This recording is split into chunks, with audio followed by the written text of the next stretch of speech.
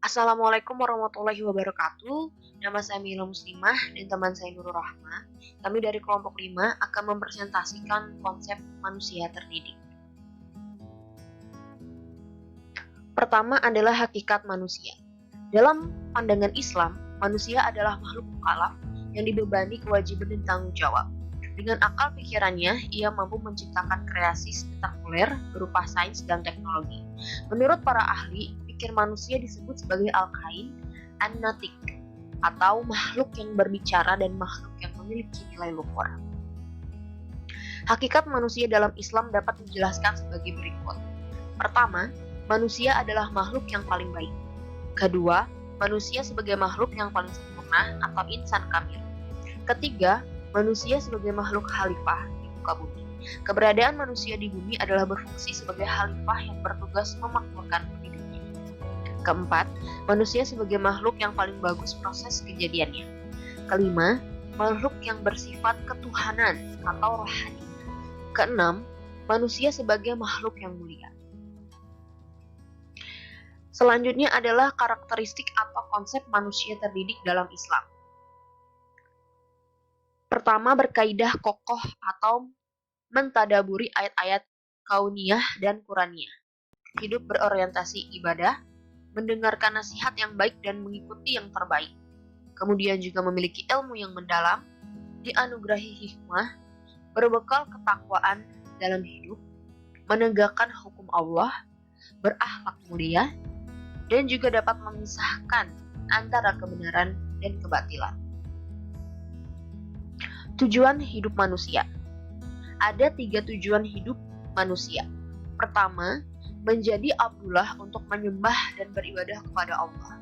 Hal ini merujuk pada ayat Al-Quran surat Az-Zariyat ayat 56 yang berbunyi, tujuan utama penciptaan manusia ialah agar manusia beribadah kepadanya. Kedua, sebagai khalifah, merujuk pada surat Al-Baqarah ayat 30, surat Yunus ayat 14, dan surat Al-An'am ayat 195 yang berbunyi, manusia diciptakan untuk memerankan sebagai wakil Tuhan di muka bumi. Dan yang terakhir adalah meneruskan ajaran Islam. Manusia wajib menuntut ilmu dan meneruskannya pada generasi selanjutnya agar ajaran Islam tetap terjaga. Kemudian, manusia ulul albab. Secara etimologis, ulul albab berarti orang-orang yang memiliki akal, yaitu daya rohani yang dapat memahami kebenaran, baik yang fisik maupun yang metafisik.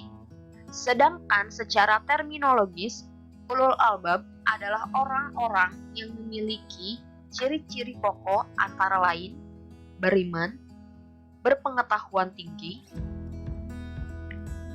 berakhlak mulia, tekun beribadah, berjiwa sosial, dan bertakwa. Sosok ulul albab dalam mencari ilmu pengetahuan melalui sumbernya yang khas Islami, yaitu wahyu atau di dalam Al-Quran dan As-Sunnah. Dalam semesta, diri sendiri atau atmos, dan sejarah. Sedangkan cara yang ditempuh meliputi pengetahuan indrawi, pengetahuan akal, dan pengetahuan intuisi atau ilham.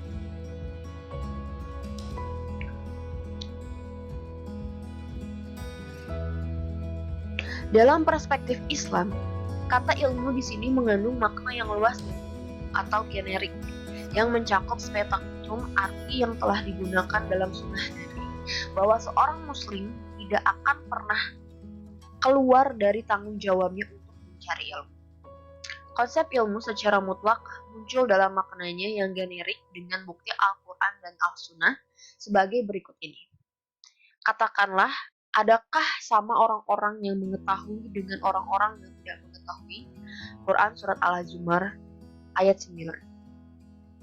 Dia atau Allah mengajarkan manusia apa yang belum ia ketahui dalam surat Al-Alaq ayat 5. Dalam Islam, batasan untuk mencari ilmu adalah bahwa orang-orang Islam harus menuntut ilmu yang berguna dan melarang mencari ilmu yang bahayanya lebih besar daripada manfaatnya, atau seperti ilmu sihir, forecast, dan sebagainya.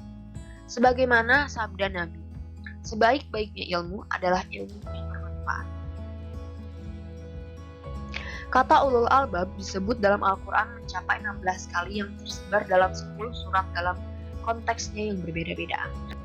Jika dikaji dalam berbagai surat dan ayat dalam Al-Quran tersebut, maka ulul albab adalah sosok yang memiliki kualifikasi beriman, berpengalaman tinggi, berakhlak mulia, takut beribadah, berjiwa sosial, dan bertakwa. Dalam konsep Islam, kehidupan praktis seseorang dinilai berdasarkan penggabungan prinsip iman atau ide dan amal atau tindakan secara bersama-sama. Hal ini menunjukkan bahwa keimanan seseorang harus diimplementasikan dalam kehidupan sosial. Nabi Muhammad SAW menjelaskan bahwa secara empirik agama Islam adalah agama yang tidak hanya mengatur hubungan manusia dengan Allah atau vertikal hablum minallah saja, melainkan juga terkait dengan hubungan antar sesama manusia atau alam semesta secara horizontal atau hablum minanas. Cukup sekian yang dapat kami sampaikan, kurang lebihnya mohon dimaafkan. Assalamualaikum warahmatullahi wabarakatuh.